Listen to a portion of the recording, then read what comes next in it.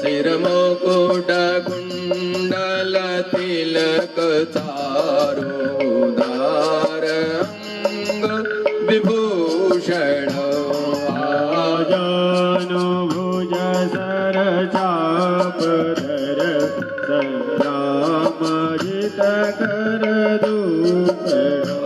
इति बदति तुलसीदास शंकर शेष मुनि मनरंजन हृदय निवास कुरु आदि कल श्री रामचंद्र कृपाल भजो मनोहरण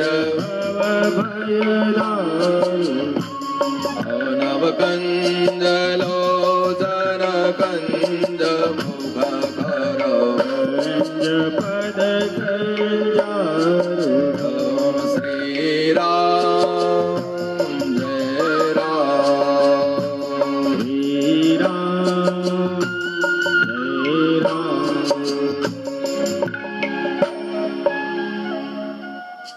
बंदं गुरु पद पदुम परागा गुरु पद पदम परागा बंदं गुरु पद पदुम परागा गुरु पद पद्म परागा सुरुचि सुवास सरस अनुरागा सुरुचि सुवास सरस अनुरागा अमीय मोरी मया चूरन चारो अमीय मोरी माया चूरन चारो समन सकल भव रुज परिवारो समन सकल भव रुत परिवारो श्री गुरु पद नखमणि गण ज्योति गुरु पद लख मणि गण ज्योति सुमिरत दिव्य दृष्टि होती सुमिरत दिव्य दृष्टि होती सीताराम चरण रति मोरे सीताराम चरण रति मोरे अनुदिन बढ़हूँ अनुग्रह तोरे अनुदिन बढ़हूँ अनुग्रह तोरे अनुदिन बढ़हूँ अनुग्रह तोरे अनुदिन बढ़हूँ अनुग्रह तोरे जय हनुमान ज्ञान गुण सागर जय हनुमान ज्ञान गुण सागर जय हनुमान ज्ञान गुण सागर जय हनुमान ज्ञान गुण सागर जय कपीस तिहूँ लोक उजागर जय कपीस तिहूँ लोक उजागर जय जय जय हनुमान गोसाई जय जय हनुमान गोसाई कृपा करहूँ गुरु देव की नाई कृपा करो गुरु देव की नाई गुरुदेव की नाई गुरुदेव की नाई देव की नाई गुरुदेव की नाई बोले सद्गुरुदेव भगवान की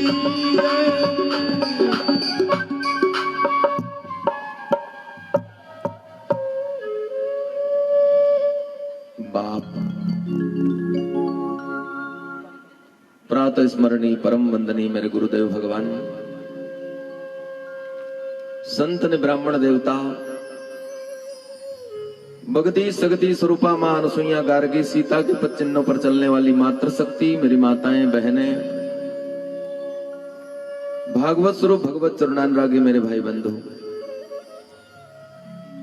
अखिल कोटि ब्रह्मांड नायक परात्पर परमात्मा कारण करुणा वरुणालय भक्तवांछा कल्पतरु मेरे राघवेंद्र सरकार उनका ही प्रत्यक्ष वांग्मय स्वरूप श्रीमद रामचरितमानस महापुराण भगवान हनुमान जी महाराज की असीम अनुकंपा से मेरे राघवेंद्र सरकार की कृपा से हमारे परम स्नेही इस कार्यक्रम के सूत्रधार आयोजक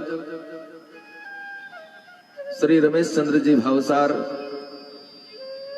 उनकी अर्धांगिनी श्रीमती रेखा देवी भावसार और उनके पूरे परिवार के सहयोग से श्री अयोध्या धाम के समान इस नगर बड़वानी में चल रहे भगवत ज्ञान यज्ञ का यह दिव्य अष्टम सोपान 8वां दिवस अष्टम सोपान की बेला में उपस्थित समस्त दृश्य अदृश्य शक्तियों के चरणों में मेरा कोटि कोटि प्रणाम। मेरी व्यासपीठ आप सभी भागवत भक्तों का हार्दिक अभिनंदन करती है, स्वागत करती है। प्रेशर बिल्कुल भी नहीं आ रहा।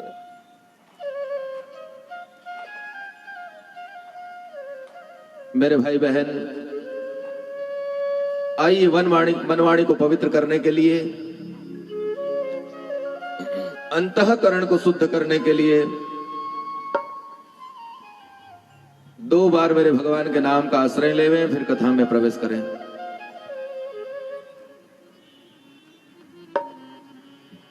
रघुनंदन राघव राम हरे सीताराम हरे सीताराम हरे। रघुनंदन राघव राम हरे सीताराम हरे सीताराम हरे। रघुनंदन राघव राम हरे सीताराम हरे सीताराम हरे।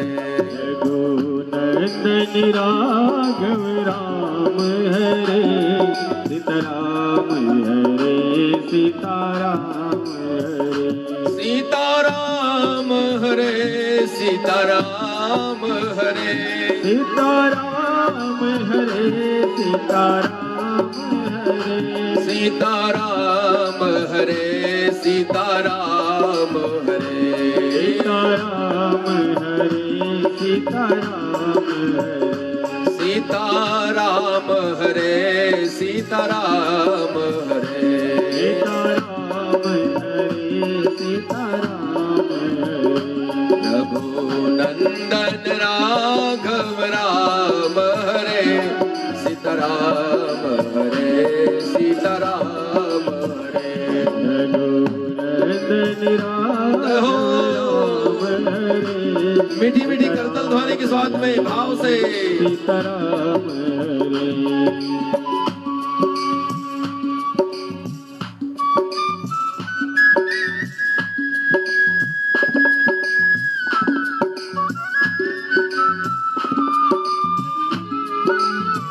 जय हो।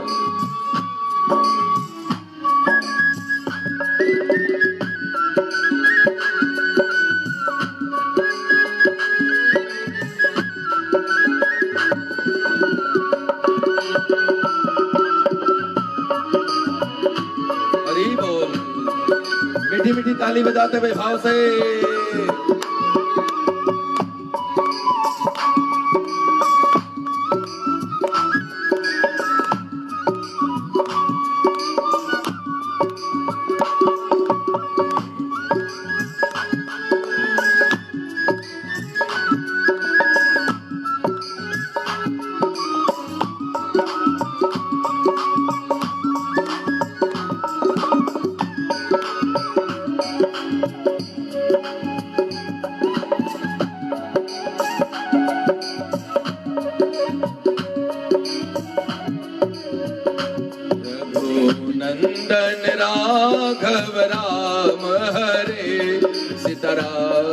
हरे सीताराम हरे। रघुनंदन राघव राम हरे सीताराम हरे सीताराम हरे। सीताराम हरे सीताराम हरे। सीताराम हरे सीताराम हरे। सीताराम हरे सीताराम हरे। सीताराम हरे सीताराम हरे। सीताराम हरे सीताराम हरे। सीताराम हरे सीताराम हरे। सीताराम हरे सीताराम हरे। सीताराम हरे सीताराम हरे। रघुनंदन राघव राम हरे सीताराम हरे सीताराम हरे। रघुनंदन राघव राम हरे सीताराम हरे सीताराम हरे। सीताराम हरे सीताराम हरे।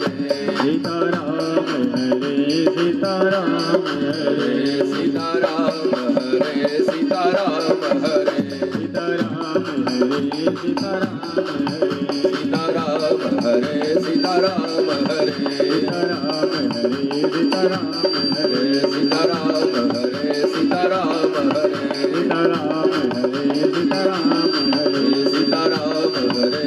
सीताराम हरे। सीताराम हरे सीताराम हरे। सीताराम हरे सीताराम हरे। सीताराम हरे सीताराम हरे। सीताराम हरे सीताराम हरे। सीताराम हरे सीताराम हरे। सीताराम हरे सीताराम हरे। सीताराम हरे सीताराम हरे। आओ से ताली बजाते हुए। सीताराम हरे सीताराम हरे सीताराम हरे। सीताराम हरे सीताराम हरे। सीताराम हरे सीताराम हरे।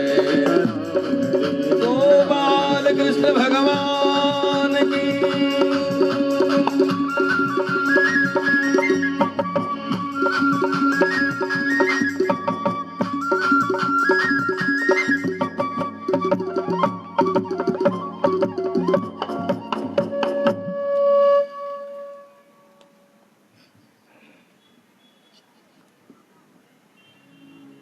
मेरे माई बाप,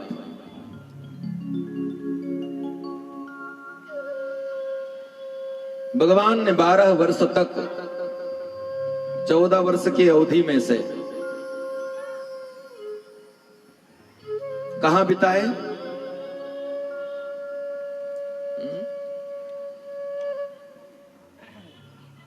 चित्रकूट में। चेतना है आप लोगों को? प्रेम से बोलो ना एक बार, और जोर से बोलो एक बार, और एक बार जोर से। 12 वर्ष मेरे भगवान ने चित्रकूट में व्यतीत किए और उसके बाद में मेरे भगवान कहां निवास किए? पंचवटी में। लेकिन इसके पूर्व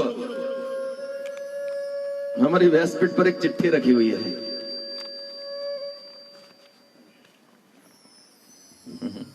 बहुत सारे प्रश्न हैं इसमें।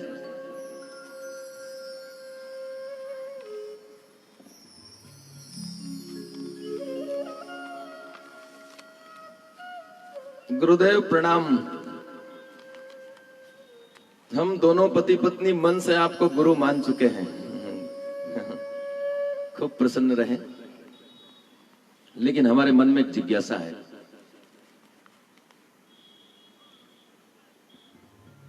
होनी भी चाहिए, लेकिन जिज्ञासा होनी चाहिए, परीक्षा नहीं होनी चाहिए। हाँ, वंदन है आपके कथा प्रेम को।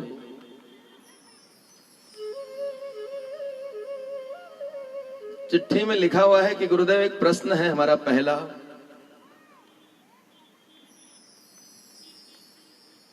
मां जानकी को जैसे कल कथा सुनाई थी आपने, परसों के रोज 2 वरदान मांगे थे, तो क्यों मांगे, किस कारण से मांगे थे? बड़ा अच्छा प्रश्न है। वो कौन से वरदान थे और राजा दशरथ को क्यों विवश होना पड़ा? मतलब इसका मतलब यह है, राजा दशरथ ने क्यों वरदान दिए और रानी कैकेयी ने कब मांगे थे वरदान, है ना? पहला प्रश्न तो ये। दूसरा, मां जानकी के लिए राजा जनक को स्वयंवर क्यों करना पड़ा? धनुष यज्ञ, धनुष यज्ञ का क्या कारण था? धनुष यज्ञ ही एक स्वयंवर का माध्यम क्यों बनाया? आता नहीं हमको तो भाई, कथा थोड़ी सरल सरल गाते हैं बस हम। हाँ,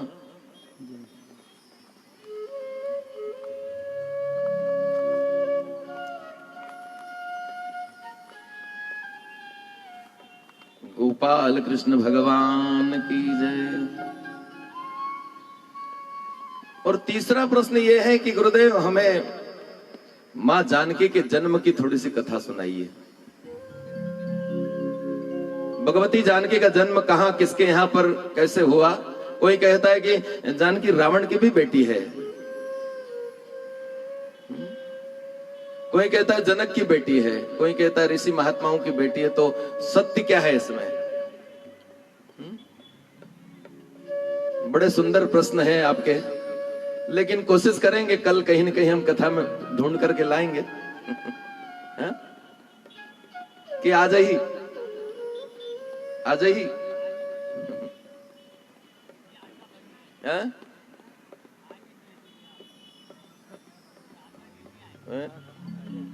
आज तो प्रेम से बोलो ना एक बार, और एक बार जोर से। पहला प्रश्न,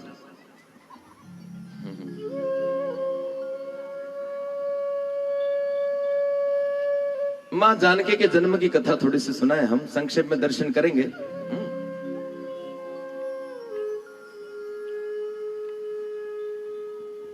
हरे रामा राम राम सीता राम राम राम, हरे रामा राम सीता राम राम राम, हरे रामा राम राम सीता राम राम राम, हरे राम राम राम सीता राम राम।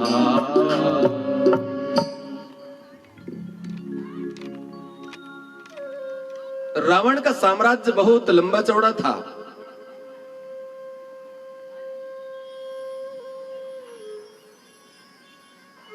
आज भी ये परंपरा है कि हमें सरकार को टैक्स देना पड़ता है। आज भी नाना प्रकार के टैक्स चुकाते हैं हम, प्रत्यक्ष अप्रत्यक्ष रूप से कर चुकाते हैं। ये आज की परंपरा नहीं है, पुराने समय से चली आ रही है, अनादि अनादि काल से। क्योंकि शासन की व्यवस्था चलाने के लिए प्रजा को टैक्स चुकाना पड़ता है, ये अनादि काल से चली आ रही है। रावण का साम्राज्य जो था वो बहुत दूर तक फैला हुआ है।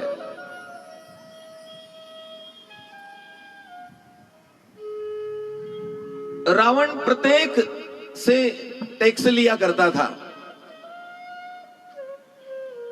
एक दिन मन में विचार किया कि साधु महात्मा जो है ये कभी टैक्स नहीं देते हैं, ये कभी कर नहीं देते हैं, ये हमारे राज्य में रहते हैं लेकिन आज तक इन्होंने टैक्स नहीं दिया, तो इनसे भी लेना चाहिए। और रावण स्वयं जो है वो टैक्स लेने के लिए निकला है।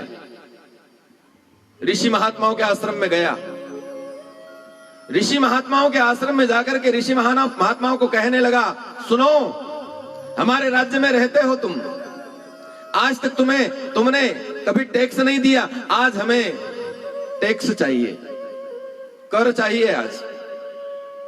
तो महात्माओं ने कहा कि भैया हमारे पास तो कुछ भी नहीं है, भगवान का भजन करते हैं बस, कुछ भी हो लेकिन आज हम खाली हाथ नहीं जाएंगे, आप टैक्स देना पड़ेगा आज हमको। बार बार कहा महात्माओं ने कि हमारे पास कुछ भी नहीं है देने के लिए, लेकिन फिर भी रावण माना नहीं। आज जो है टैक्स देना पड़ेगा, नहीं तो दंड के भागी बनोगे। और जब ऐसा कहा कि दंड के भागी बनोगे, तो उसी समय महात्माओं को भी क्रोध आ गया और महात्माओं ने अपने शरीर का रक्त निकाल लिया और एक घड़े में भर करके दे दिया। लाल कपड़े से मुख को बांध दिया घड़े को। अंदर गए सभी महात्माओं ने अपना रक्त निकाला और घड़े में भर करके और रावण के हाथ में दे दिया। ले रावण, ये टैक्स है। लेकिन सावधान रावण,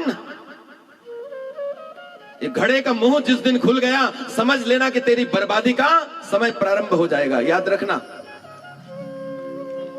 जिस दिन भी इसका मुख खुल गया। रावण घबरा गया, क्या करूं मैं इसको। उसने कहा कि इसको मेरे राज्य के अंदर मैं मेरे लंका ले नहीं जाऊं, इसको कहीं यही फेंक जाऊं, रास्ते में ही फेंक जाऊं, क्योंकि मेरी बर्बादी का कारण है इसमें। तो रावण गया और जब लंका जाने लगा तो रास्ते में एक नगर आया है, राज्य आया है जनकपुर। जनकपुर की सीमा से जब निकलने लगा तो उसने सोचा कि इस घड़े को यहीं पटक देना चाहिए।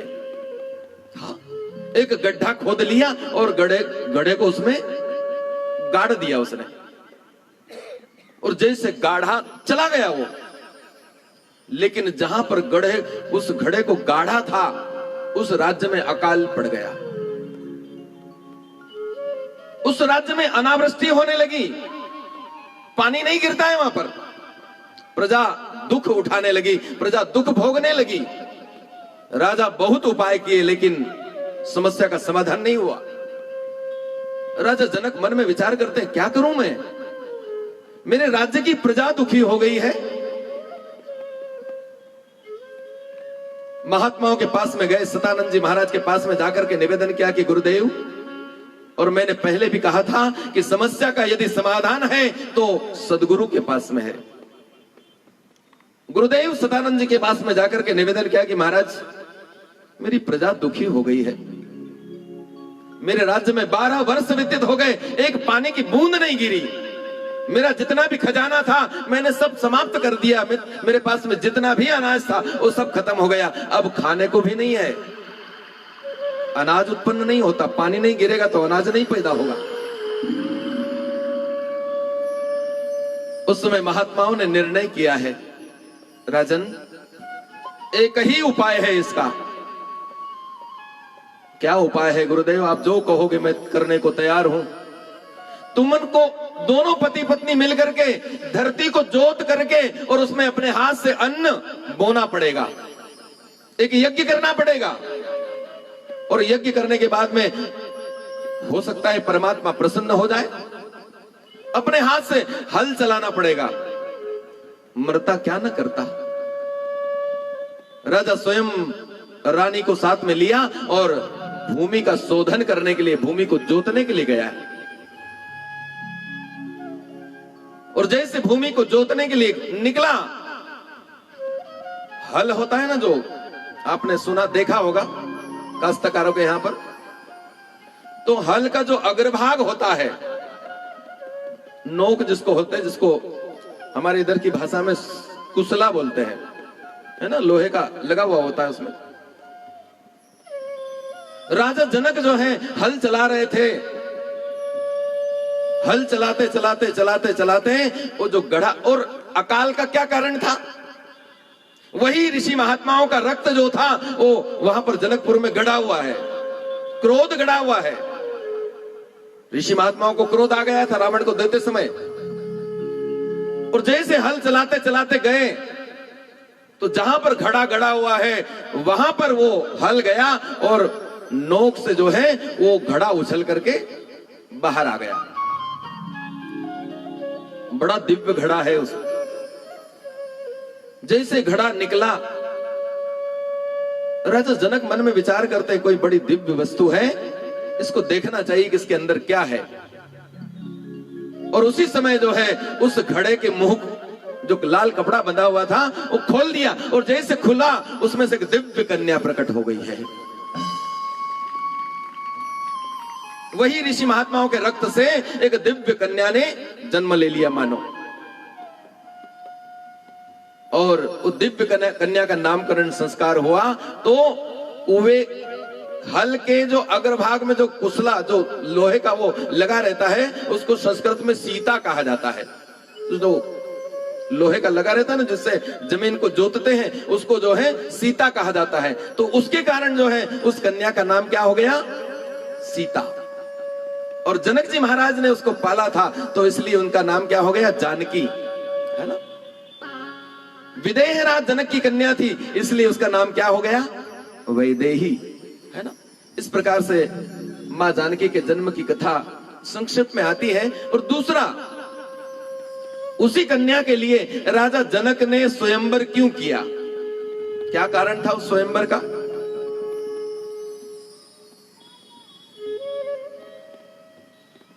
ऐसा कहते हैं महात्मा लोग, रावण जो था वो भगवान शंकर का परम भक्त है।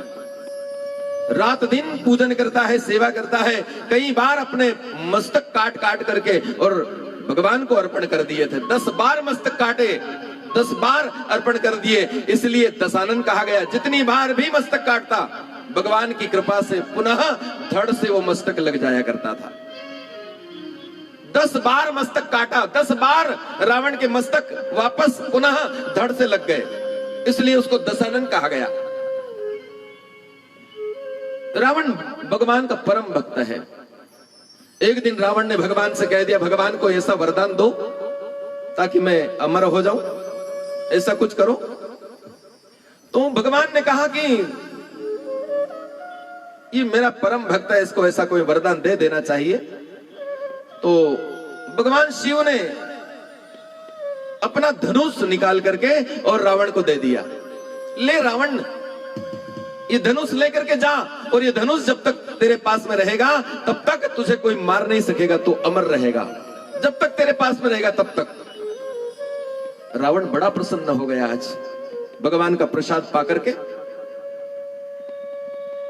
लेकिन रावण, एक काम करना, ये धनुष लंका तक ले जाते समय रास्ते में कहीं रखना मत, नहीं तो फिर तेरे से उठने वाला नहीं है ये। रावण ने कहा कि अभी उठाता हूं, लेकर के चलता हूं, अभी लंका ले जाऊंगा। हाँ, छोटा सा धनुष है, कोई बहुत बड़ी बात। कैलाश को मैंने कई बार अपने भुजाओं के बल से उठा लिया है, तो ये धनुष बहुत बड़ी बात नहीं होती है। अभी उठाऊंगा और लेकर के चला जाऊंगा। बस मैंने जो कहा, कहना था तुझे कह दिया, लेकिन इसको रास्ते में कहीं पर रखना मत। बोले महाराज नहीं रखूंगा। रावण ने धनुष को उठाया और कैलाश से लंका की तरफ निकल आई है। जब कैलाश से लंका की तरफ ये जाने लगा तो इधर देवताओं में बड़ा हाहाकार मच गया कि रावण को भगवान ने प्रसाद दिया है धनुष का, और ये धनुष कभी किसी इसके पास में रहा और ये लंका चला गया कभी, तो फिर किसी के मारे मरने वाला नहीं है ये। तो कोई ऐसा उपाय किया जाए कि ताकि ये धनुष लंका तक न पहुंचने पावे, ऐसा कोई उपाय किया जाए। क्या करें? रावण के पास में जाने की हिम्मत भी नहीं होती किसी की।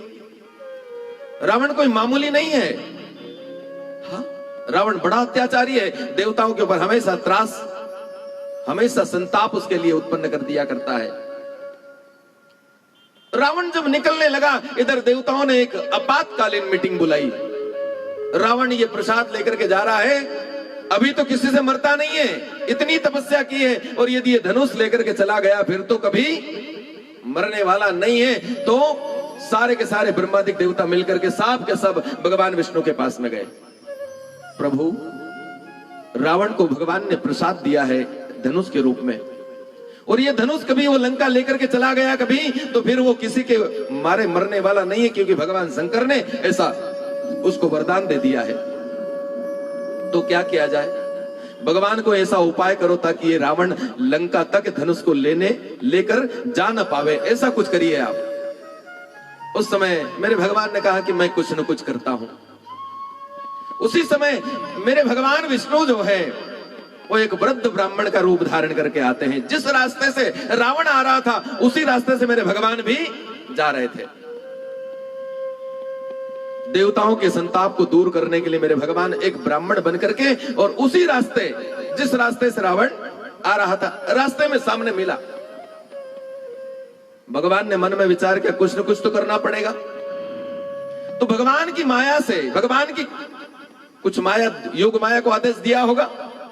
भगवान की माया से रावण को लघुशंका का वेग आया।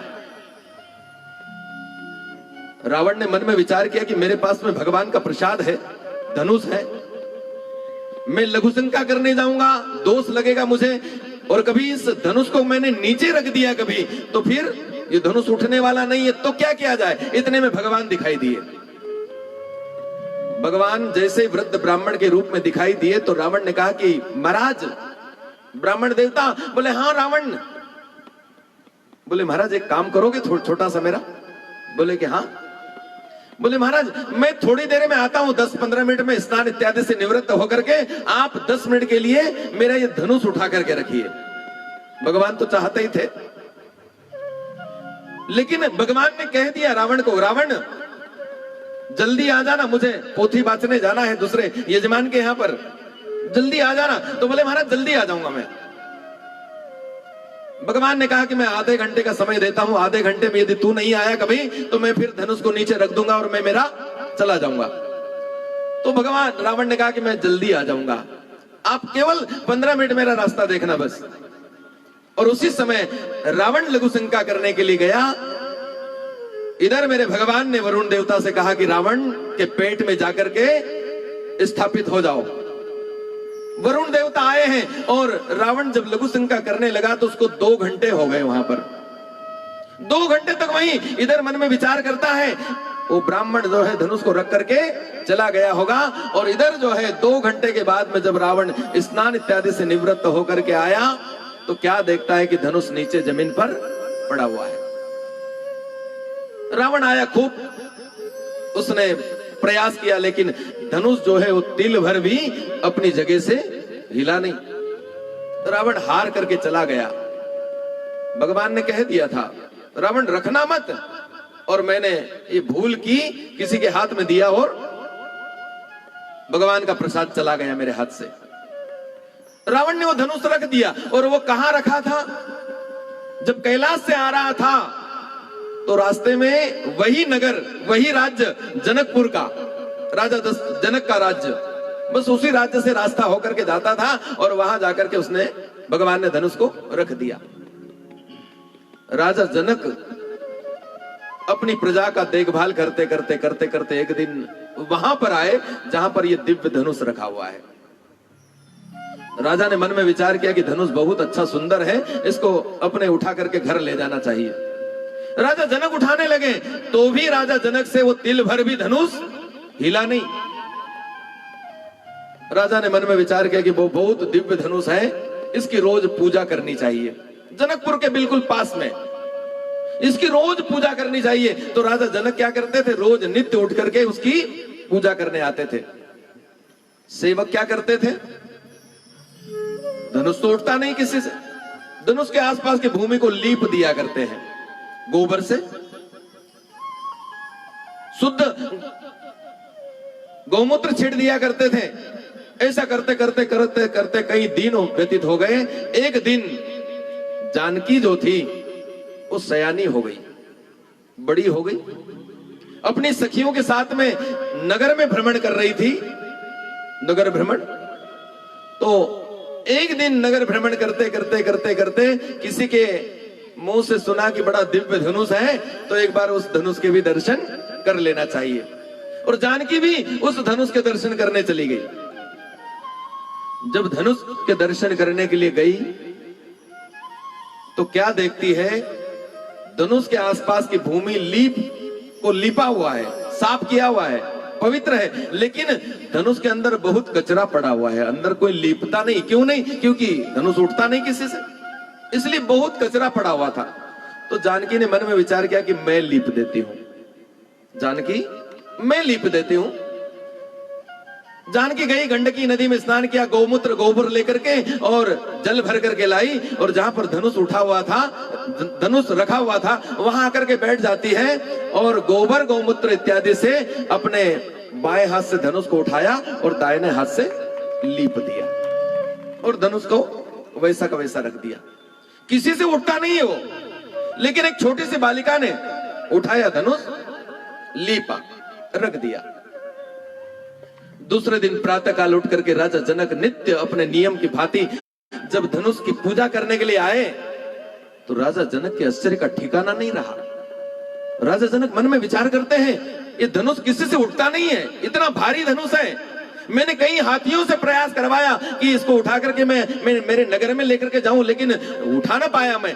लेकिन आज पता नहीं इसके अंदर की भूमि को किसने लीप दिया। कौन ऐसा वीर मेरे नगर में, मेरे राज्य में? सारे नगर में बात फैल गई कि धनुष को किसी ने उठा लिया है, धनुष को किसी ने उठा लिया है। किसने उठाया? सभा जुड़ी, सभा के मध्य में सबसे पूछा कि धनुष को किसने उठाया होगा, लेकिन सब मौन है, कोई बताता नहीं। क्यों? क्योंकि हमने तो उठाया नहीं। इतने में जानकी मैया के कान में आवाज गई। जानकी मैया ने कहा, दौड़ करके आई, बाबा क्या हो गया? बेटा एक दिव्य धनुष है, रोज मैं उसकी पूजा करने के लिए जाता हूं, धनुष किसी से उठता नहीं बेटा। लेकिन पता नहीं आज कौन ऐसा वीर हमारे राज्य में है, उसने धनुष को उठाया और उसके अंदर लीप दिया और उसको धनुष को वैसा का वैसा रख दिया। तो जानकी मैया कहती है कि बाबा ये मैंने किया, ऐसा तो कोई अपराध हो गया? ना बेटा अपराध नहीं हुआ, तू 12 वर्ष की है और तू कह रहे कि मैंने किया। बोले हाँ बाबा मैंने किया, मैंने लिप दिया। ये लोग जो है अंदर लिपते नहीं थे, कचरा पड़ा था, तो मैंने सोचा कि मैं इसको साफ करके लिप देती हूं, तो मैंने लिप दिया। राजा जनक को विश्वास नहीं हुआ, नहीं कर सकती है, 12 वर्ष की कन्या है, ये इसमें इतनी सामर्थ्य नहीं कि ये धनुष को उठा ले। बोले बाबा जानकी सही बात। बोले हाँ बाबा मैंने ली। अच्छा एक बार मुझे बता तो। फिर से बता एक बार। राजा जनक की आंखें विश्वास नहीं करती कि वास्तव में किसी ने उठा लिया होगा इसको, मुझे बता एक बार। जानकी मैया फिर गंडकी नदी में गई, गौशाला से गोबर लेकर के आई, गोमूत्र लेकर के आई, जल भर करके लाई और राजा जनक के देखते देखते अपने बाएं हाथ से उठाया और दाहिने हाथ से लीप दिया और रख दिया।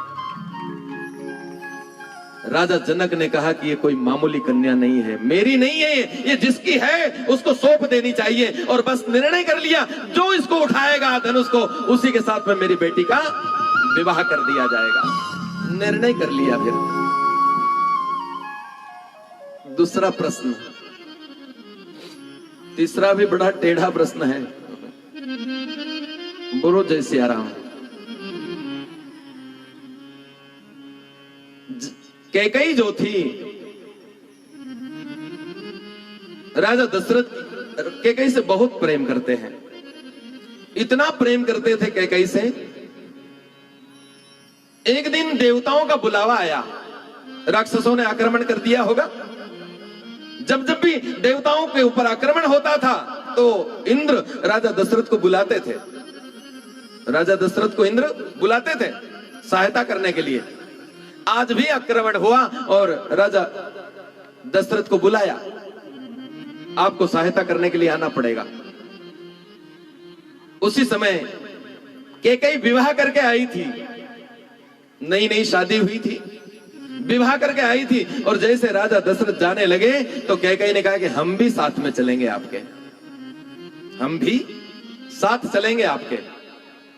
तो दशरथ जी महाराज ने कहा कि कैकई रण क्षेत्र में स्त्रियों का जाना तो वर्जित है, स्त्रियां नहीं जाती वहां पर। और फिर युद्ध कोई मामूली नहीं होता है, तुम घर पे रहो। तो कहा कि नहीं हम तो जाएंगे, हम भी क्षत्राणी हैं और हमारे शरीर में भी एक क्षत्रिय का रक्त दौड़ रहा है, हम भी युद्ध कला में प्रवीण हैं। और वास्तव में कैकई जो थी वो युद्ध कला में प्रवीण थी, हम चलेंगे आपके साथ में। तो राजा को विवश कर दिया, चल तू कहती है तो ठीक है। कैकई ने कहा कि महाराज आप युद्ध करोगे ना तो तरकस मेरे हाथ में रहेगा, मैं बाण निकाल करके आपको दे दिया करूंगी, आपको ज्यादा मेहनत नहीं करना पड़ेगी, मैं बीच बीच में आपसे बातें भी किया करूंगी, आपका मन भी लगा रहेगा युद्ध में, इसलिए मुझे आपको साथ में लेकर के चलना पड़ेगा। ठीक है चलो। और जब युद्ध हो रहा था, कैकई बाण निकाल करके दे रही है।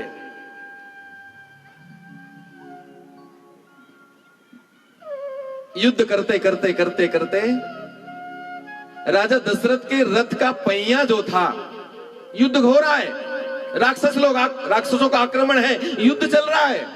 रानी कैकेयी बाण निकाल निकाल करके दे दिया करती थी तरकस से अपने पास से। युद्ध चल रहा था और इतने में क्या हुआ कि युद्ध करते करते करते करते राजा दशरथ का रथ जो था उसके पहिए से आंखें की कील निकल गई।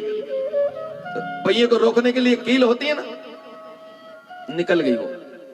और जब कील निकली तो राजा दशरथ के रथ का पहिया जो था वो आंखें से बाहर निकलने लगा। और जैसे बाहर निकलने लगा, राजा तो युद्ध कर रहे थे, इधर कैकेयी ने देखा कि रथ का पहिया रथ से बाहर निकल रहा है, और यदि बाहर निकल गया कभी तो रथ रुक जाएगा और शत्रु आक्रमण कर देंगे और मेरे पति मर जाएंगे, मैं विधवा हो जाऊंगी। तो कैकेयी क्या करती है, यहां पर बाण निकाल निकाल करके दे रही है, और इधर जो है झुक करके अपने बाएं हाथ की सबसे छोटी कनिष्ठ उंगली जो थी वो आंखें में डाल दी।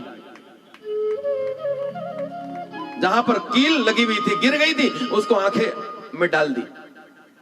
ये परवाह नहीं की कि मेरी मृत्यु हो जाएगी, मेरे पति के प्राण बच जाएंगे, बस उसकी बस यही भावना, हाँ कहीं मेरे पति के प्राण न निकल जाए, इसलिए उसने अपने प्राणों की चिंता न करते हुए और अपने हाथ की उंगली जो थी वो आंखें के छिद्र में डाल दी। युद्ध चल रहा है। रानी कैकेयी बीच बीच में बात भी किया करती थी, लेकिन रानी झुकी हुई है नीचे, आवाज कान तक नहीं पहुंच रही है। पहिए की रगड़ से हाथ का सारा रक्त जो था शरीर का वो उंगली के माध्यम से पूरा का पूरा निकल गया, सारा खून निकल गया कैकेयी का, जर्जर तिनके के समान हो गई, वो पूरा रक्त निकल गया। राजा दशरथ मन में विचार करते हैं कि कैकेयी की आवाज नहीं आ रही है, युद्ध समाप्ति की तरफ है, देवता लोग युद्ध में, राक्षस लोग पराजय की तरफ है, युद्ध समाप्त होने वाला है। और इधर राजा दशरथ ने जैसे झुक पीछे मुड़ करके देखा तो क्या देखते हैं कि दूर से रक्त की धार चली आ रही है, सारा का सारा शरीर का रक्त जो था वो कैकेयी का निकल गया। उसी समय घोड़े की लगाम को खींच दिया राजा ने, आज तूने मेरे प्राणों को बचाया है, मांग जो तू मांगे जो मैं देने को तैयार हूं, तूने आज मेरे प्राणों की रक्षा की है, तू जो भी वरदान मुझे मांगेगी आज से, आज मैं तुझे देने को तैयार हूं, 2 वरदान मांग ले मेरे से आज, जो भी तुझे अच्छे लगे। उस समय कैकेयी ने कहा कि महाराज आज तो मुझे कोई जरूरत नहीं है, और आप जैसे चक्रवर्ती सम्राट मेरे पति हो, मुझे क्या हो सकता है, कुछ नहीं चाहिए। लेकिन फिर भी कैकेयी को कहा, राजा दशरथ ने नहीं मांगना पड़ेगा, तो कैकेयी ने कहा कि महाराज आज मेरा ये वरदान धरोहर के रूप में रख लीजिए, जब भी समय आएगा जब मैं मांग लूंगी। ये 2 वरदान जो है कैकेयी को राजा दशरथ ने दिए थे। हाँ? तो ये 3 प्रश्नों के उत्तर, बड़ी जिज्ञासा आप लोगों के मन में, और वास्तव में जिज्ञासा होनी चाहिए। हाँ, इसका मतलब है ऐसा लगता है कि आप कथा भी ध्यान से सुन रहे हो। बोलो जय श्री राम। तो मेरे भाई बहन, हरे राम राम राम सीताराम राम राम, हरे राम राम राम प्रेशर दे।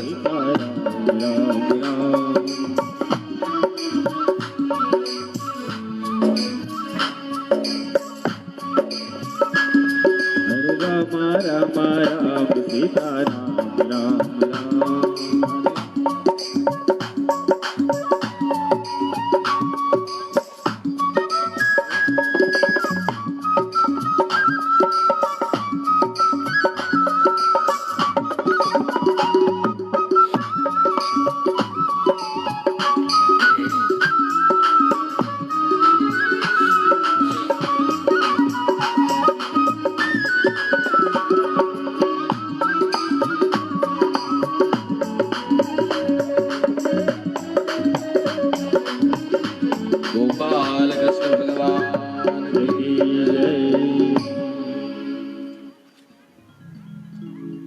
सुरपणखा रावण के बहनी, सुरपणखा रावण की बहनी, दुष्ट हृदय दारुण जसहिनी, दुष्ट हृदय दारुण असहिनी, पंचवटी सो गई एक बारा, पंचवटी सो गई एक बारा, देखी जुगल भई विपुल कुमारा, देखी विकल भई जुगल कुमारा, देखी विकल भई जुगल कुमारा, देखी विकल भई जुगल कुमारा। कल हमने यहां तक दर्शन किया था। रावण की बहन आई सुरपणखा।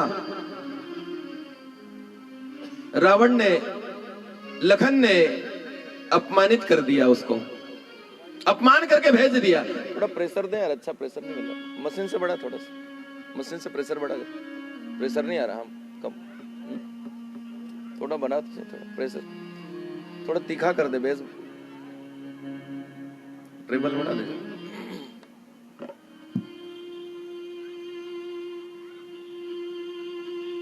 अपमानित करके भेज दिया है आज।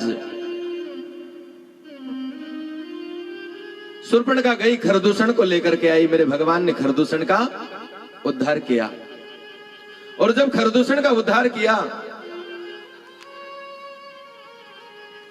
रावण को जाकर के भड़काने लगी। रावण, दंडक वन में 2 राजकुमार आए हैं, उसने खरदूषण को मार दिया है और मेरी ये दशा कर दी है। रावण आज घबरा गया है, पहली बार घबराया वो।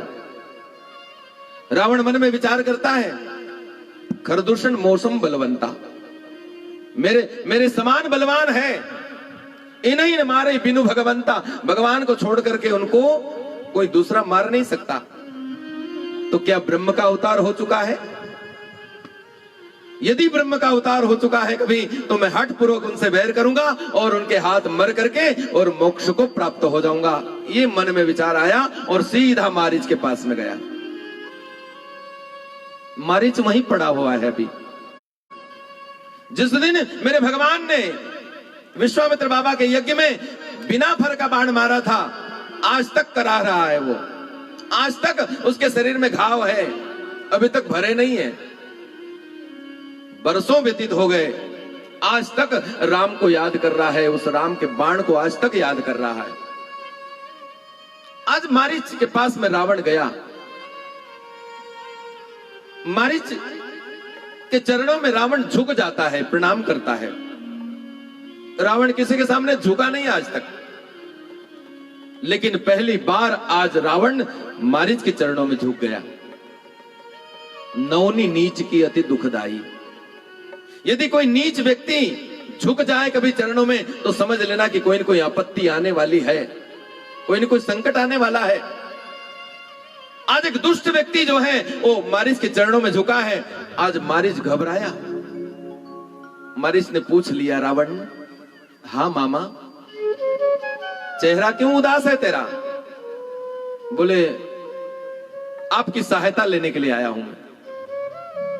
क्या सहायता चाहिए? चल, मैं सहायता करने को तैयार हूं, मैं तो तेरी प्रजा हूं, मैं तेरी सहायता करूंगा, चल। क्या करना पड़ेगा तुझे? बोले, एक स्त्री का हरण करना चाहता हूं मैं, बड़ी सुंदर स्त्री है और दंडक वन में वो दोनों राजकुमारों के साथ में रहती है, मैं उनका हरण करना चाहता हूं, उसमें तुझे मेरी मदद करनी पड़ेगी। तो मारीच ने कहा कि चल, मैं चलता हूं। लेकिन रावण, मुझे बता तो सही, कौन है वो दोनों राजकुमार? जरा परिचय तो बता मुझे, किसका हरण करना चाहता है?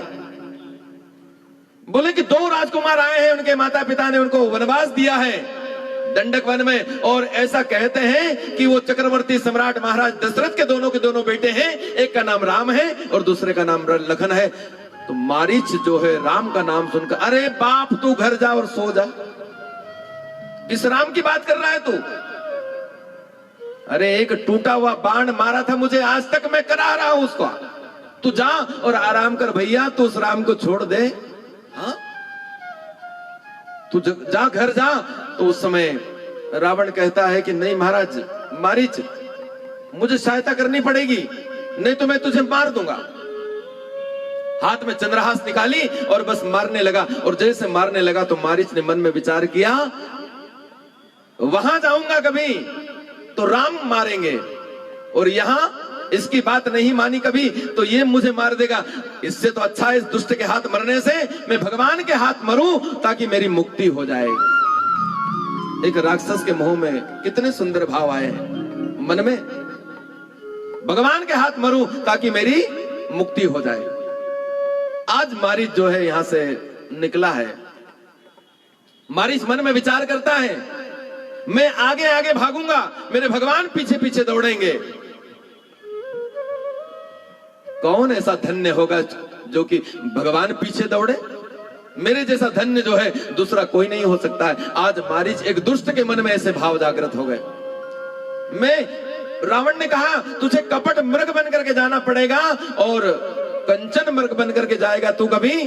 तो मारीच ने कहा कि मृग बन करके जाऊंगा, भगवान मेरे पीछे पीछे दौड़ेंगे, मैं मुड़ मुड़ करके मेरे भगवान की झांकी का पान करूंगा, कितने सुंदर लगेंगे मेरे भगवान। और जब वो दौड़ने लगेंगे तो उनके माथे पर श्रम बिंदु आ जाएंगे, पसीने की बूंद आ जाएगी, मेरे परमात्मा कितने सुंदर लगेंगे।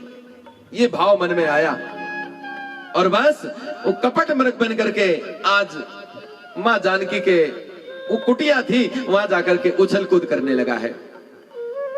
लेकिन इसके पूर्व भगवान ने जानकी से कहा कि जानकी अब मैं कुछ लीला करना चाहता हूं, उस लीला में तुझे भी साथ देना पड़ेगा। तू जो है लखन कहीं बाहर गए हुए हैं कंदमूल फल लेने के लिए, जानकी और मेरे भगवान हैं। और जानकी से मेरे भगवान ने कहा कि मैं अब नर लीला करना चाहता हूं, राक्षसों को मारूंगा, इसलिए तू अपने वास्तविक स्वरूप को अग्नि में छुपा ले और बस माया का प्रतिबिंब मेरे साथ में कर दे। तुम पावक मह करो निवासा, जबल की करो निशाचर नासा। तुम पावक में निवास करो, अग्नि में निवास करो, जब तक मैं राक्षसों को मारता हूं। और भगवती वहां पर अपने योग से अग्नि प्रकट करती है और भगवती उसमें प्रवेश कर जाती है। एक माया, एक परछाई भगवान के पास में आकर के उपस्थित हो जाती है। ये बात लखन को मालूम नहीं है। हाँ? इधर जो है जानकी कौन है? माया की जानकी थी झूठी, सच्ची तो पावक में चली गई। माया थी मेरे भगवान की और मेरे भगवान की माया झूठी होती है, माया झूठी है भगवान की। हाँ? आज भगवान के पास में है, वो कपट मृग बन करके आया। कैसा मग? माया का मृग बन करके आया। और जैसे ही कुटिया के सामने उछल कूद करने लगा, एक माया ने दूसरी माया को देख लिया। माया का मृग भी और माया की जानकी भी, एक माया ने दूसरी माया को देखा तो एक माया दूसरी माया के ऊपर मोहित हो गई और भगवान से कह दिया, प्रभु कितना सुंदर मृग है, इसकी छाल ला करके दीजिए ताकि मैं अपने आभूषण बनाऊंगी। हाँ? कंचन का मृग है। कोई मृग कंचन का होता है क्या? नहीं होता है। आज भगवान से कहा कि मुझे ये इसकी छाल ला करके दीजिए। उस समय भगवान मृग के पीछे दौड़ने लगते हैं। लखन से कह दिया, लखन आश्रम में रहना और तुम्हारी भाभी का ध्यान रखना, मां का। और मेरे भगवान जो है मृग के पीछे दौड़ लगाने लगे। और जैसे मृग के पीछे दौड़ लगाने लगे, बहुत दूर लेकर के गए मेरे भगवान। भगवान मन में विचार करते हैं, रावण आएगा और यदि मैं पास में रहूंगा कभी तो रावण की ताकत नहीं कि वो आ जावे, उसकी ताकत नहीं कि वो आश्रम में आ जाए। इसलिए मेरे भगवान मारीच को बहुत दूर लेकर के गए हैं। हाँ? आश्रम से बहुत दूर लेकर के गए। और जैसे दूर लेकर के गए, मेरे भगवान ने देखा कि आश्रम से बहुत दूर आ गया हूं। निकाला तरकस से बाण और जैसे संधान किया और मारीच को जैसे लगा, उसी समय सबसे पहले मुख से निकलता है, हा लखन। और फिर अखंड जाप प्रारंभ हो गया है। हरे राम राम राम सीता राम राम राम, हरे राम राम राम सीता राम राम राम, हरे राम राम राम सीता राम राम राम, हरे राम राम राम सीता राम अखंड जाप प्रारंभ हो गया मारीच का। एक कान में जैसे जानकी के पड़ा, हा लखन। जानकी मैया मन में विचार करती है कि जब तक लखन यहां रहेगा तब तक रावण की ताकत नहीं कि वो यहां आश्रम में आ जावे। हाँ, लखन यहां पर है। मां जानकी लखन को भी भगाना चाहती है, क्योंकि भगवान जानकी से कहते हैं मैं नर लीला करूंगा, राक्षसों का उद्धार करूंगा, उसमें मेरी सहायता करनी है तुझे। तो आज जानकी मैया, माया की जानकी जो है, वो लखन को भी भगा रही है। लखन जा, तेरे भाई संकट में है, तुझे पुकार रहे हैं। उस समय लखन ने कहा कि मां, भ्रकुटी विलास सृष्टि लय होई। भ्रकुटी टेढ़ी कर दे कभी तो सृष्टि लय हो जाए। मां, कोई भगवान संकट में आ सकते हैं? अरे जा, तेरे भाई संकट में है। जैसे तैसे करके लखन को यहां से भगाया। फिर भी जाते समय लखन ने कहा कि मैया, मेरे भगवान कह गए तेरी रक्षा करने के लिए, लेकिन तू नहीं मानती कभी, तो मैं एक रेखा खींच करके जाता हूं, इस मर्यादा रेखा का उल्लंघन मत करना मैया। आज लखन जो है एक मर्यादा रेखा खींच करके गया है। मां, इसका उल्लंघन मत करना। आज लखन गया, और जैसे लखन गया, इधर रावण जो था वो कपट साधु बन करके गया, कपटी साधु, झूठा साधु, और जानकी मैया का हरण करके और लंका की तरफ ले गया। रास्ते में विलाप करती है जानकी, हा लखन तुम्हार नहीं दोषा, तुम्हारा दोष नहीं है इसमें। हाँ, आकाश मार्ग से रावण जानकी मैया को लेकर के जा रहा था। वही जटायु जो अवध का नमक खाता था, सरयू का पानी पीता था, वो जटायु ने देखा कि जानकी को लेकर के रावण जा रहा है। हाँ, यहां पर जटायु ने जानकी को पुत्री कहा है। क्या कहा है? सीते पुत्री जनसी करसी जनी चिंता, चिंता मत करना, हे बेटा चिंता मत करना। सीता को क्या कहा? सीते पुत्री करसी जनी चिंता, चिंता मत करना, मैं आ रहा हूं तुझे बचाने के लिए। जब तक मैं जिंदा हूं, रावण की ताकत नहीं कि वो लेकर के चला जाए, मैं हूं। जटायु पुत्री क्यों कहा? मैंने एक रोज कथा सुनाई थी आपको। हाँ? वरदान क्या मांगा था जटायु ने दशरथ जी महाराज से? मैं जब भी मरूं तो तुम्हारे ज्येष्ठ पुत्र की गोदी में मृत्यु हो, और तुम्हारा बड़ा बेटा ही मेरी चिता को आग लगाए। ये वरदान मांगे थे। तो चिता को आग कौन लगाता है? बेटा लगाता है। जटायु भगवान को अपना बेटा मानते हैं, और बेटे की जो पत्नी होती है वो पुत्रवधू होती है। इसलिए यहां पर जटायु जो है सीता को क्या कह रहा है? सीते पुत्री करस जनी चिंता, हे बेटी चिंता मत करना, मैं हूं। आज जो है जटायु रावण से भिड़ जाता है, दोनों में युद्ध होता है। जटायु को मालूम था ये मुझे मार देगा, लेकिन फिर भी कह दिया रावण मेरे जीते जी मेरी बेटी को तू लेकर के जा नहीं सकता है। आज युद्ध होता है, रावण जो है पंख काट देता है उसके, जमीन पर गिर पड़ा है। इधर मेरे भगवान मारीच का उद्धार करके आश्रम में आए तो क्या देखते हैं कि आश्रम में जानकी नहीं है। आज जो है मेरे भगवान रोने लगते हैं पत्नी के वियोग में। कहां चली गई होगी मेरी पत्नी? आज ढूंढते ढूंढते जाते हैं, कहां गई होगी मेरी पत्नी? और जैसे ढूंढते ढूंढते गए तो वहां पर जटायु कराह रहा है, पड़ा हुआ है। जटायु का मस्तक अपनी गोदी में ले लिया है भगवान ने। आज जटायु ने सारी बात बता दी कि रावण जो है दक्षिण दिशा की तरफ लेकर के गया है जानकी को। हाँ? आज मेरे भगवान की गोदी में जटायु के प्राण होते हैं। जल भरी नयन कहूं रघुवाई रघुराई, तात कर्म निज ते गति पाई। हाँ? जब जटायु की मृत्यु सामने आने लगी, उस समय जटायु ने मौत को रोक दिया, अभी रुकना, मेरे भगवान के जब तक दर्शन न करूं तब तक तू मेरे से दूर रहना। जटायु ने मौत को भी रोक दिया। हाँ? आज जटायु की मृत्यु के ऊपर मेरे भगवान रो रहे हैं। जटायु की मौत हो रही है, जटायु के प्राण निकल रहे हैं, और रो कौन रहे हैं? मेरे भगवान रो रहे हैं। और एक प्रसंग ऐसा भी आया मेरे भाई बहन, जब भीष्म पितामह की मृत्यु आने लगी तो मेरे भगवान हंस रहे थे। हाँ?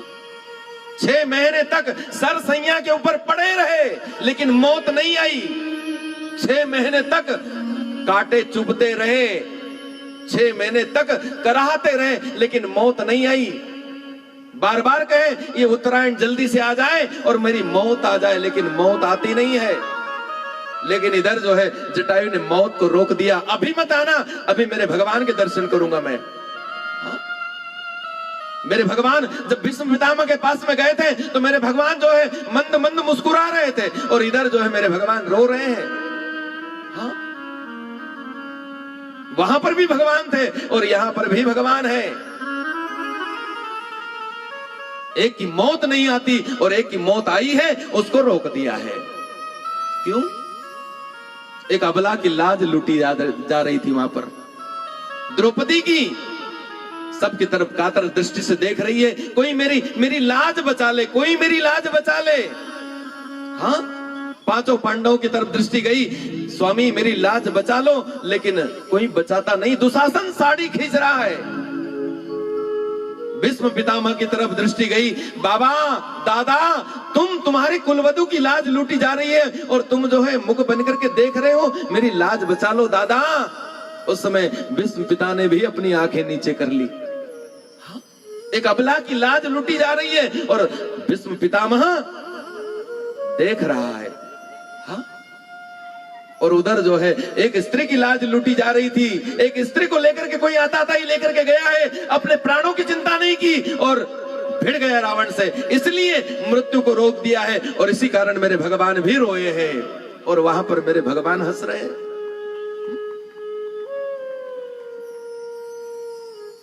आज मेरे भगवान की गोदी में जटायु के प्राण निकलते हैं। हाँ? मेरे भगवान रोते रोते कहते हैं, जल भरी नयन कहो रघुराई, तात कर्म निज ते गति पाई। तेरे कर्मों से ये गति पाई है। तूने एक अबला की लाज बचाने के लिए अपने प्राणों की परवाह नहीं की, तूने अपने प्राणों की बहुत आहुति लगा दी जटायु, इसलिए तेरी ऐसी गति हुई है। तेरी मृत्यु मेरी गोदी में हो रही है। आज तक किसी को यह सौभाग्य प्राप्त नहीं हुआ है। भगवान की गोदी में मृत्यु हुई। भगवान ने चिता तैयार की है, लकड़ियां इकट्ठी की है, चिता तैयार करके मेरे भगवान स्वयं अपने हाथ से जो है मुखाग्नि देते हैं। जटायु को उद्धार कर दिया। अविरल भक्ति मांगी प्रभु, गिद्ध गयऊं हरिधाम, तेहि की क्रिया जथोचित, निज कर लिन्नी राम। सारी की सारी क्रिया मेरे भगवान ने अपने हाथ से की है। आगे मेरे भगवान जाते हैं, ढूंढते ढूंढते सबरी का आश्रम आता है। हाँ? मेरे भगवान सबरी के आश्रम में जाते हैं। सबरी कौन है? सबरी बचपन से मेरे भगवान की भक्ति करती है। कौन है सबरी? सबरी के जीवन के ऊपर थोड़ा सा प्रकाश डालें हम। सबरी जो थी वो राजा सबर की कन्या है। सबर कौन थे? भील जाति के राजा थे। कौन थे? भील जाति के राजा। बड़ा भारी साम्राज्य है राजा सबर का। राजा के घर में एक कन्या का जन्म हुआ। धीरे धीरे वो कन्या बड़ी होने लगी। सबर की कन्या थी, इसलिए नाम क्या पड़ गया उसका? सबरी। सबरी 12 वर्ष की हो गई। एक दिन राजा सबर ने देखा कि मेरी कन्या बड़ी हो गई है, मेरी कन्या का विवाह कर देना चाहिए। अब पुराने जमाने में 12 वर्ष की कन्या का विवाह हो जाया करता था, क्योंकि 12 वर्ष तक ही वो कन्या होती है, उसके बाद में फिर कन्या नहीं होती रहती। हो कन्या का दान किया जाता था पहले जमाने में। 12 वर्ष की हो गई। राजा सबर ने अपने बुद्धिजीवी सेवकों से कहा, मेरी कन्या के लिए सुंदर वर की खोज करके लाओ। एक सुंदर वर की खोज की उसके लिए। विवाह निश्चित हो गया। अब जो है कन्या का विवाह कर दिया जाएगा।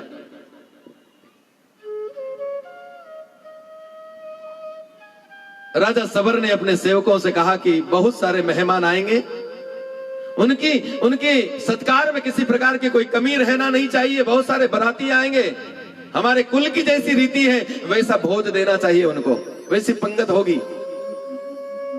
सारे के सारे जितने सेवक थे, रसोइये, सबके सब भोजन खाना बनाने वाले, वो सब जंगलों में जाकर के और प्राणियों को पकड़ पकड़ कर लाए। इनके मांस का खाना बनेगा, रसोई बनेगी। सारे के सारे हजारों जानवर पकड़ करके और एक कमरे में जाकर के बंद कर दिए। इनको काट करके इनका मांस निकाला जाएगा और फिर मेहमानों को परोसा जाएगा। ये रीति है, उस समाज की रीति थी। राजा सबर ने बहुत सारे प्राणियों को इकट्ठे करवाया और बंद करवा दिया।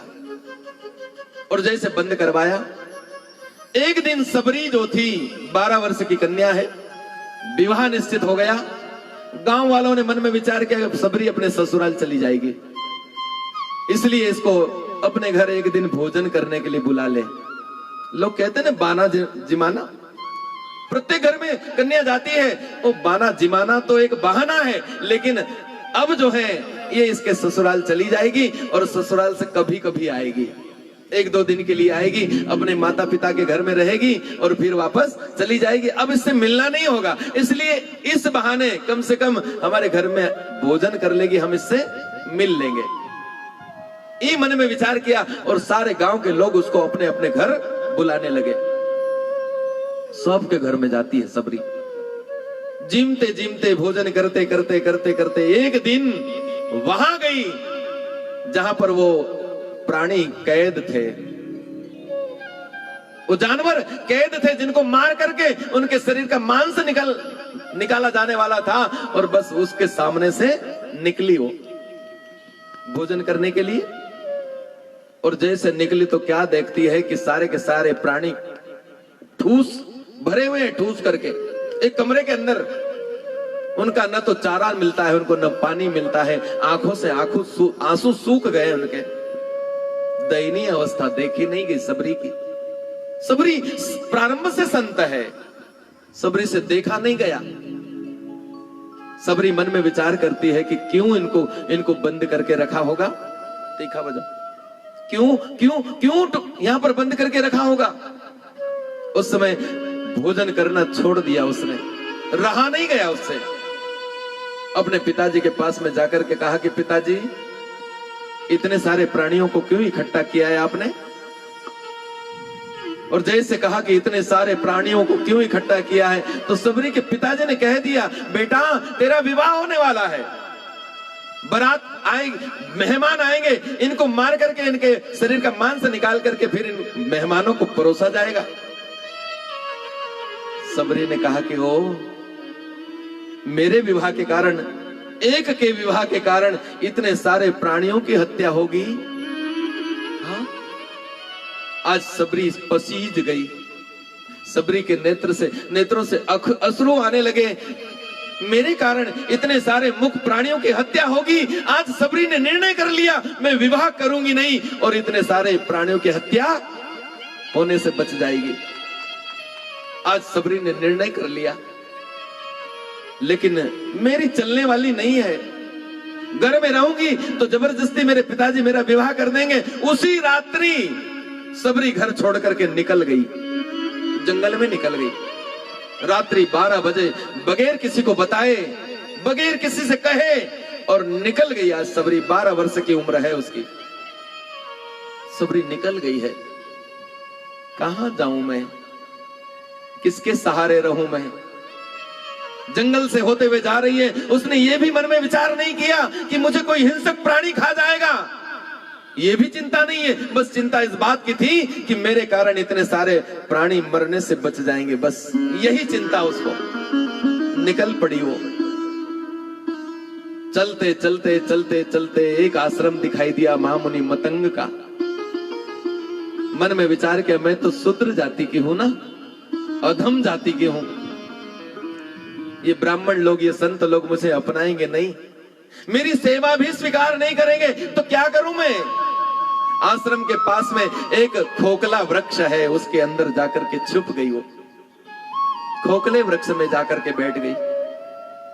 हाँ, देखती रही है ये लोग क्या करते हैं। इसने पहले पूरा का पूरा देखा उनको। ये लोग ब्रह्म मुहूर्त में उठते हैं, उठ करके पंपा सरोवर में जाकर के स्नान करते हैं। स्नान करने के बाद में आते हैं, हवन करते हैं, यज्ञ करते हैं, उसके बाद में ये फलाहार करते हैं और फिर विश्राम करते हैं। तो बस इसने निर्णय कर लिया कि कम से कम ये मेरी सेवा स्वीकार नहीं करेंगे, तो मैं कम से कम कुछ तो काम करूं इनका। वो ब्रह्म मुहूर्त में 4 बजे उठ करके जाते हैं, ये 3 बजे खोखले वृक्ष से बाहर निकलती है और उस रास्ते को अपने हाथों से साफ कर दिया करती है। जिस रास्ते से वो संत जाते हैं हाथ से साफ कर देती, झाड़ू नहीं लगाती। यदि मैं झाड़ू लगाऊंगी कभी, हो सकता है झाड़ू की आवाज इनके कान में गिर जाए कभी और ये मेरी सेवा स्वीकार बंद कर दे कभी, तो इसलिए हाथ से साफ करती है। पंपा सरोवर तक पूरा रास्ता साफ कर दिया करती है ये।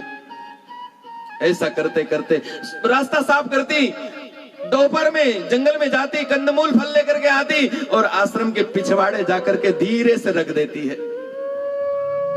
महात्मा लोग यज्ञ करते हैं, आश्रम जंगल में जाती है, लकड़ी काट करके लाती है, समिधा लेकर के आती है और धीरे से चुपचाप, कोई देखे नहीं, और आश्रम के पीछे जाकर के लकड़ियां रख दिया करती है। ऐसा करते करते करते करते कितने दिन हो गए। सबरी की उम्र 80 बरस की हो गई, किसी को पता तक नहीं चलने दिया। 12 वर्ष से लेकर के 80 वर्ष की उम्र हो गई, किसी को पता तक नहीं चलने दिया कि सेवा मैं कर रही हूं। हाँ, कितना समर्पण है देखिए उसका। मैं सेवा कर रही हूं, किसी को पता नहीं चलने दिया।